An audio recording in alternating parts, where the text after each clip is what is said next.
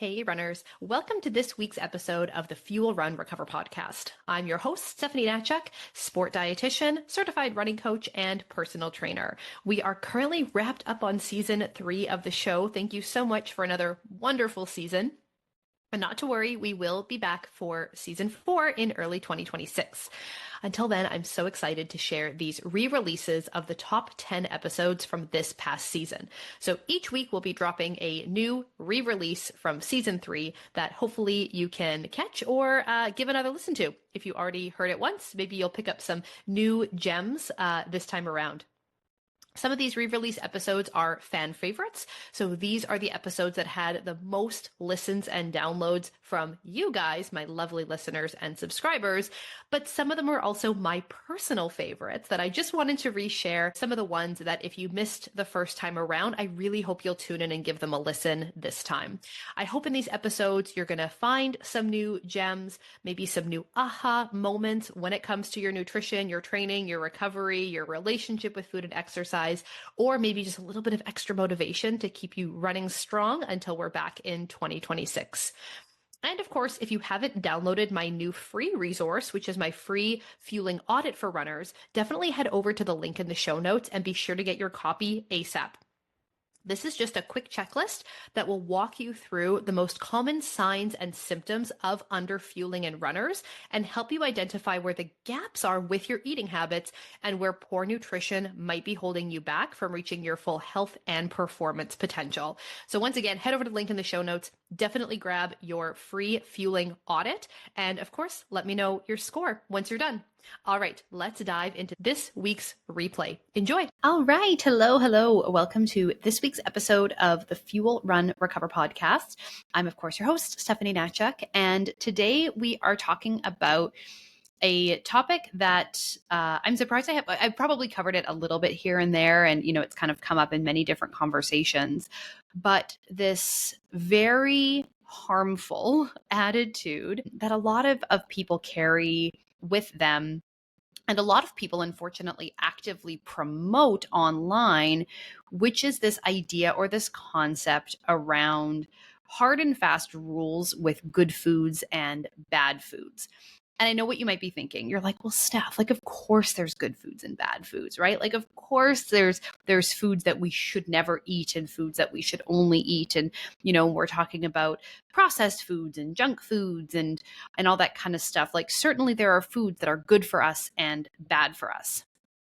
And this is exactly what I wanted to sort of dig into and talk about a little bit today, because there's so much nuance here and there's so much to unpack with this conversation in that, yes, anything to excess is problematic, but that applies to both the foods that we would typically label as good or bad.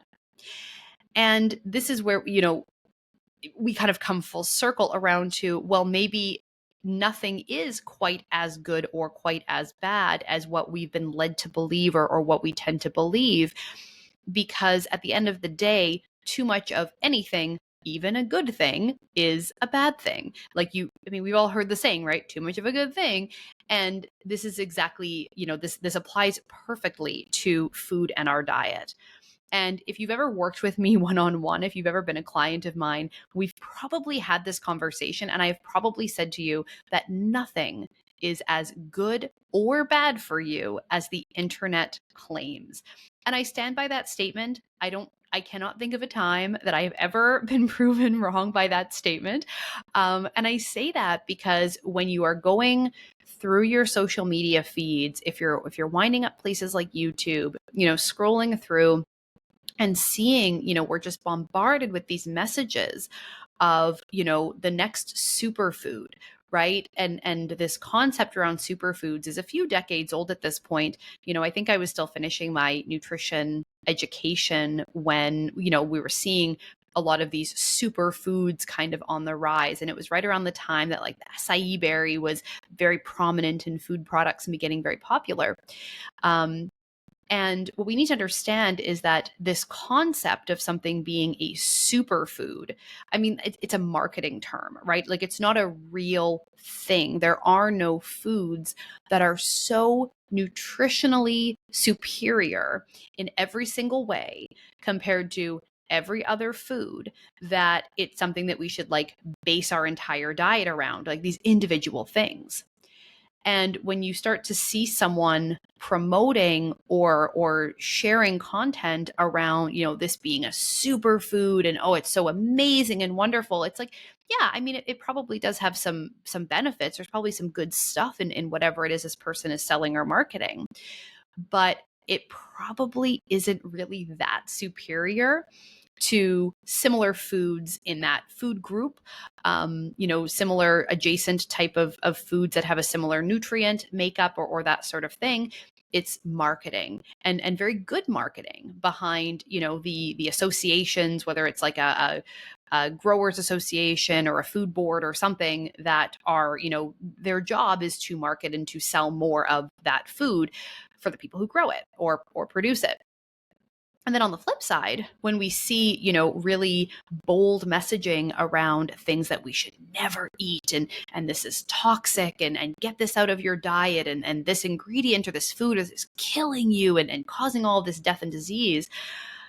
I mean, again, if that food or that ingredient were the only thing that you consume for a period of time, you get yourself into some trouble, absolutely. But that can be said, and that same message can be applied to literally everything. Absolutely everything. Even the whole foods that we should consume, most of our diet should be based on mostly whole foods and unprocessed things for the variety and the nutrients and the stuff like that it gives us. Again, if we were to limit ourselves to only one of those options, we would run into some pretty significant nutrient deficiencies, some of which, yeah, over time could potentially end up being fatal, right? As human beings, we evolved to consume everything, right? And by that nature, we now are in a position where we need to eat everything. Humans amazingly have this incredibly diverse diet, right? We can consume an endless number of things as a food supply for us, right? Not every single thing on this planet can be food for us, but most things can. But on the flip side, we evolved a need to consume a lot of different foods and get a lot of different nutrients from different sources because it has left us with an inability to make some of our own. And I want to just give an example. Of course, we need to get vitamin C from our diet. So vitamin C is one of many essential nutrients. And the term essential means that we cannot make that nutrient ourselves. Therefore, we have to get that nutrient from a food supply. We have to consume that food in something we eat, or we have to consume that nutrient in something we eat or drink in order to get it. Other species of animals do not have the same requirement for these essential nutrients that humans do, right? There's some overlap, like there's some things that, they might need to consume that we also do, things that are essential to both of us. But there is not always 100% overlap. And this, of course, just comes down to how we've evolved as different species. So, for example, dogs can make their own vitamin C. We cannot. We have to get vitamin C from food. Dogs don't. And so when we're looking at, these overall healthy dietary patterns and stuff like that, we certainly need to get vitamin C from our diet. Otherwise, we wind up with a vitamin C deficiency, which clinically is called scurvy. And you probably have heard of that. So, all that to say that nothing is as good for you as the internet says. Nothing is as bad for you as the internet says. And this is where things get really messy, I find, and things start to get really negative. And sometimes there's a lot of battling it out over on these social media platforms, because you'll have I see a lot of dietitians kind of pushing back against these extreme narratives of, processed foods are so toxic and you should never ever be eating these certain ingredients and these chemicals in your food, and you have to and it's everything, right? It's not just quote unquote highly processed foods. But even things like, there's certain content creators who go on a big crusade against something like oats and how bad oats are for us, and the things that are used in oats or the processing in oats and how horrible they are. Of course, anything that's carbs is going to be demonized and villainized. Dairy, you name it, right? And so then you've got dietitians who will push back against that and say, well, you know what? It's actually like, it's not that bad to have these foods in your diet. And there's really nothing wrong with including these foods in your diet sometimes. And then that is seen as promotion of consuming more processed foods, right? And of course, the assumptions of industry ties and funding from food companies and stuff like that goes along with it. And again, it comes down to this message of that there are explicitly good foods and bad foods. And if you are not demonizing something, then you are actively promoting its consumption. And it's this all or nothing, yes or no kind of black and white scenario that I think is so unbelievably harmful to us, to the public and the public's relationship with food and perception of food and nutrition. And really what keeps a lot of people stuck is because, it's hard to get that message out there, that message of moderation and balance and variety, to say, if you were to eat only highly processed, refined types of foods, you probably won't meet all of your nutrient needs. You'll have a hard time getting in all of the nutrients that you need without excess of certain ingredients or certain nutrients that we don't want a lot of, say, very high levels of saturated fat or salt or added sugars, that sort of thing. And then on the other hand, to say we should never ever eat those foods and eating them is toxic and poison and causing you disease, like that's not a good attitude or mindset to have here either.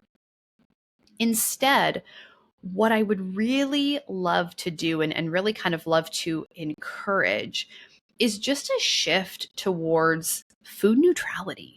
Like, just these things aren't good or bad.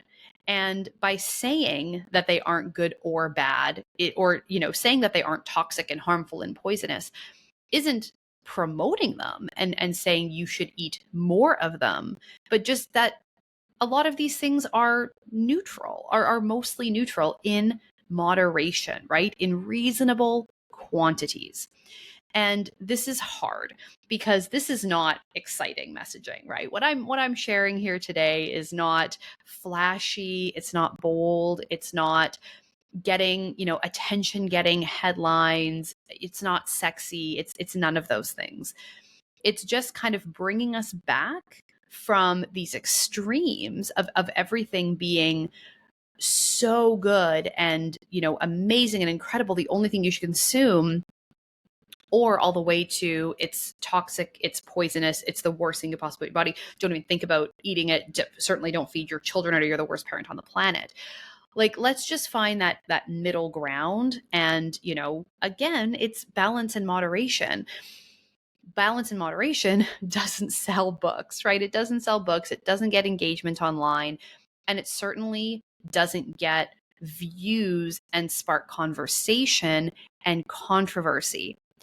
And this is one of my biggest complaints with the model of social media content that we have these days. Like, this is my issue, is that for a lot of platforms that are monetized, and for creators who live in places where this type of content is monetized, because depending on where you live, like here in Canada, TikTok is not monetized for Canadian creators. I don't know why. It's very weird. But like, they only have you only get paid if you live in the States with this creator fund. I don't know. I don't know all the details. I have no idea how it all works exactly. But what I do know is that with some of the platforms that are monetized, YouTube is another one. I think there's a way that some people can get paid from Instagram, but again, like, not necessarily Canadians and certainly not people like me.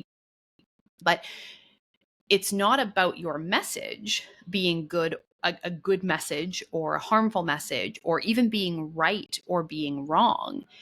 If you're getting paid for views and you're getting paid for engagement, then the crazier and more out there and more bold and more attention grabbing your message is, the more views you get, the more money you make.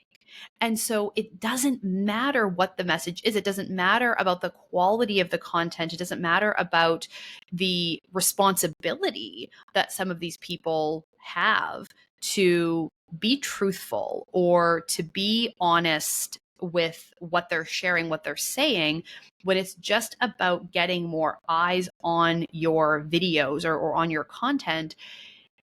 It's all out the window, right? Like any amount of responsibility, any amount of, honesty and stuff like that is just evaporated, because if something sparks tons of people arguing in the comments, right? More engagement, more views.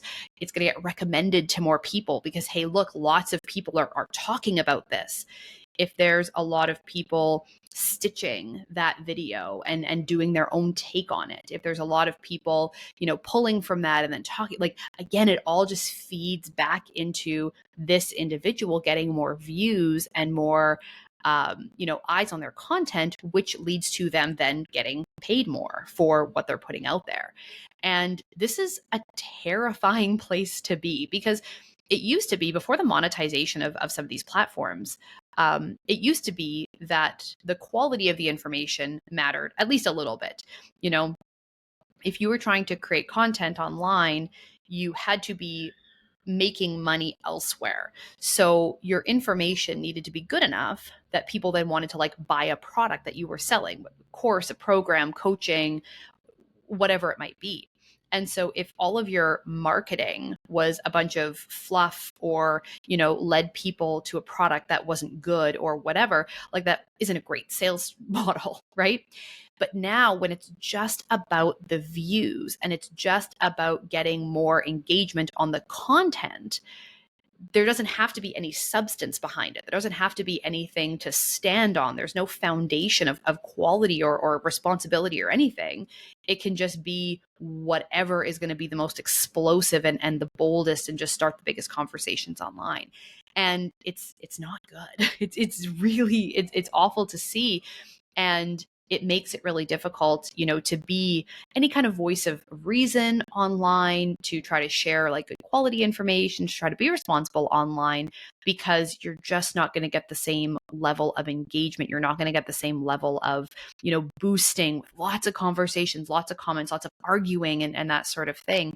And that's just, a unfortunate side effect of the social media world that we're currently living in. And, as I said before, like, no food is singularly healthy or unhealthy, right? Like, everything is villainized online. And sometimes you see videos put together from different people of like clips of different individuals talking about how bad everything is, right? You got the carbs, you got the dairy, you got the meat, you got the fiber, you got, processed foods, of course, all these different things. How you can find a video with everyone saying that all of these are the worst foods you could possibly put in your body, and how confusing it then becomes because everything has been villainized and everything stands out as being the worst thing you could consume. And that leads to, of course, a lot of confusion. But the reality is that a healthy diet requires balance and variety to meet all of our different nutrient needs. Like, protein is important. You'll never hear me say a bad word about protein. But if your diet is only protein, right? Like if you're following something like the carnivore diet, you're going to be lacking certain essential things, like, for example, vitamin C. You're not going to be getting enough fiber. You're probably going to have a hard time getting a lot of other B vitamins, magnesium, etc. Calcium, if you're only eating meat as opposed to other higher protein foods. But then, of course, on the other hand, you go the other direction and you're like, okay, well, if, meat, I shouldn't eat only meat, then I'm going to eat only vegetables. And we see this too with a lot of, low calorie type of diet plans and stuff like that, where, a diet of only vegetables is going to be lacking protein, right? Lacking iron, lacking vitamin B12, among other things. And, I'm a dietitian who works predominantly with endurance athletes. So I'm often promoting consuming carbs for fuel. But if I had an athlete who was only eating, say, pasta or rice or potatoes for breakfast, lunch, and supper all day, every day, well, that's not great either, right? We need all of these things in balance and certain things in moderation. But you've heard that message probably so many times over your life and maybe don't have a clear definition or understanding of what exactly, say, like moderation or balance even means, because it is going to be different in individual from person to person, that it ends up just kind of being background noise. Because as I said before, like these types of just honest, type messages just aren't sexy enough for social media, right? They don't make a big splash. They don't get a lot of engagement. They don't get a lot of conversation online because it's just like not, it's something that we sort of just tune out after a while. I get a lot of questions from clients that I work with about, right, artificial sweeteners. Everybody wants to know, like, artificial, are they okay? Are they not okay? People will say, well, I've heard that just having regular pop is healthier than artificial sweeteners. Artificial sweeteners are so bad for you. They're so toxic that just having regular pop is healthier. It's like, let's back up a little bit and let's really listen to that message, right? Like, let's really dive into and dissect that message. Right? This idea that regular pop is healthy, right? I think we could probably argue that it's not. I mean, unless you're in a situation where you really need some sugar fast, then yeah, right? That might be the healthiest thing that you could grab in that moment if you are trying to treat a low blood sugar, or if you're fueling an endurance activity and need something to consume. There are times and places where, during carb loading, right? Maybe pop is going to help to fill that gap to get in the carbs that you need. But to label diet pop as unhealthy, or to label regular pop as healthy or unhealthy, or whatever, right? Whatever part of the fence you want to fall on, is really a disservice to this entire concept of balance and variety in nutrition, because there's going to be context, right? Regular pop versus diet pop. For who? In what context? How much? What other foods or beverages are maybe being displaced by having excess amounts of this, right? Like if we're talking about drinking so much regular pop or even diet pop that you consume no water throughout the day, probably not that good. But having the occasional can of either or, right, is not inherently harmful in that quantity. And if we're talking specifically about artificial sweeteners, and yes, too much of a good thing, we'll call it, right? You would have to be consuming dozens of cans of diet pop per day for artificial sweeteners in these to have a potentially negative effect, right? Most of these individual ingredients that we find in processed foods that are kind of specifically targeted and villainized, the amount you would have to eat is insane. Like it's far beyond what a reasonable person is going to be consuming on a daily basis. And so at worst, these ingredients are neutral, right? They're not good, they're not bad. We're eating such small amounts of them that they're not having really any impact on our health at all. And that's a really hard message for, I think, a lot of people to swallow, because we have been it's been so ingrained in us that there are good foods and there are bad foods. And everything we eat is either pushing us towards better health or worse health, right? Everything is having an impact. Because again, that's the sexy, bold messaging you get online. We're sort of led to believe that everything is having such a huge impact that every meal is this big deal, and every meal is this like, huge thing that's pushing us in the right or wrong direction. And that's just not the case. We've got 70, 80 plus years of food to consume while we're on this planet. It's about really zooming out to the overall picture over our lifespan of, are we meeting our basic nutrient requirements, right? Are we getting enough fiber, getting enough protein, getting enough vitamins and minerals, getting enough energy, and not overdoing it, again, over time, long term, with too many calories, too much added sugar, too much saturated fat, etc.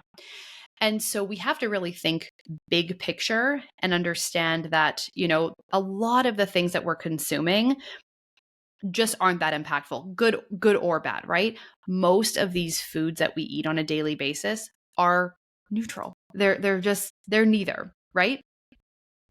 And, again, this is where I think some of the, even with the dietitians online that I see that are, trying to find that middle ground and sort of, give a little bit more of a nuanced view of things, often then they get like totally crucified by people saying that, well, now you're promoting and you are encouraging the consumption of these ingredients, these processed, like, don't you know how bad that is? You're telling people that they should eat this stuff, and you're right, you're getting paid by the food industry, and you're, who are you getting money from to say that people should eat all this stuff? You just want to keep people sick and unhealthy and that sort of thing. And again, it's really hard to find that middle ground and that nuance online, especially because we're sort of stuck between, if you are saying that something isn't actively bad for you and actively causing harm in, consuming things like artificial sweeteners in these moderate amounts, then you're seen, or it's kind of spun as you are promoting it, and you're saying that people should consume more of it.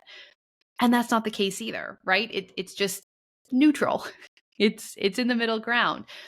So things like diet pop, right? I don't believe that they are health promoting, right? I don't think that diet pop is healthy for you in that it actively promotes your health, but it certainly is an option for a beverage. And it's something that I consume in my diet on an occasional basis. Having some isn't a problem. And there is a big difference between promoting the consumption of more of a food, say like I do all the time with fruits and vegetables and high fiber foods, because I know people don't get enough of those, and simply saying that something isn't that harmful. And, another really common one that I hear about all the time, people want to know about, like consuming butter versus a Bacel type margarine, right? Like a non-hydrogenated margarine. What kind of cooking fat should I use, and that sort of thing. And again, nothing is as good for you as the internet says, but also nothing is as bad for you as the internet says. And you really shouldn't be consuming enough of either of those things for it to have a serious negative impact on your health, right? If you're sitting around eating sticks of butter at a time, right? Whole sticks of butter, that's not great for you. Same thing, if you sat down and you ate the entire tub of margarine, also not a good idea. But whatever you choose to use in your cooking, right? The small amount that you're going to use in your cooking on a daily basis, use whatever you want, right? There's a time and a place for both. I have all different types of cooking fats in my fridge and in my cupboard at home because there's often a time and place for lots of different things. So with this episode today, I really want to encourage you to start to think about how you relate to certain foods or ingredients and the types of connotations that you give to certain things. Are you constantly thinking about good foods versus bad foods? Reprimanding yourself or reprimanding others for consuming things that you see as bad, trying to make up for it by eating more good things, or changing your exercise routines if you've eaten bad or eaten good. And I want you to really start trying to get out of that social media cycle of these, hyped up headlines and big promises and, things that no diet, no eating pattern, no food can ever fulfill or ever really live up to. Let's really start to think about trying to see most foods and ingredients and stuff like that as neither good nor bad, right? Just neutral. Everything is just neutral. And we're looking for balance, we're looking for moderation, and those types of things that go into a healthy diet. And, aim for that versus this all or nothing mindset towards eating. Let's stop labeling our eating habits as good or bad and base our assessment of that on arbitrary things like whatever, trendy diet happens to be in at the moment. And when we see these types of bold messages around food and eating on social media, I want you to remember that you can control what you see. Even though we are shown a lot of content that we don't follow, we're shown a lot of content from creators that we don't follow. These algorithms are just showing us stuff that it thinks we're going to like, it thinks we're going to engage with. Flag it when you're not interested. You can modify and you can say, I don't want to see this type of content. I don't want to see stuff from this person. You can unfollow accounts that post that type of content and really curate your experience online and really start to see things that are more beneficial in promoting that balance that we're looking for. And of course, at the end of the day, remember that nothing is as good for you or as bad for you as the internet says. All right, that is it for this week's episode. I want to thank you so much for tuning in. I really hope you enjoyed it. Of course, if you have questions, comments, want to share your thoughts, then you can find me over on my social media account at Steph the Runner's Dietitian. And we will see you right back here next week for an all new episode. Bye for now. The information on this podcast is for educational purposes only and is not to be used or relied upon for the diagnosis or treatment of any health condition. This information does not create a client-practitioner relationship and should not be used as a substitute for professional medical advice.